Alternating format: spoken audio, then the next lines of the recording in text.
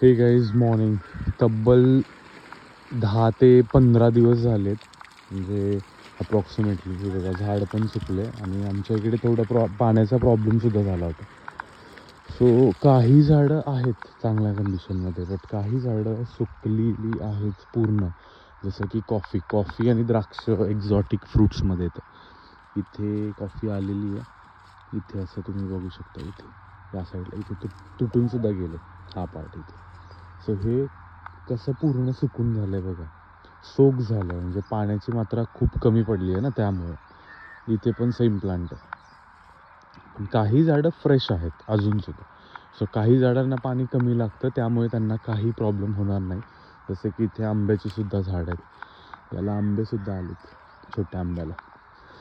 खूप प्रश्न पडतात ना लोकांना, की म्हणजे सगळ्यांना, मलाही पडायचं पहिले, तर त्या प्रश्नांची उत्तरं ही आहेत.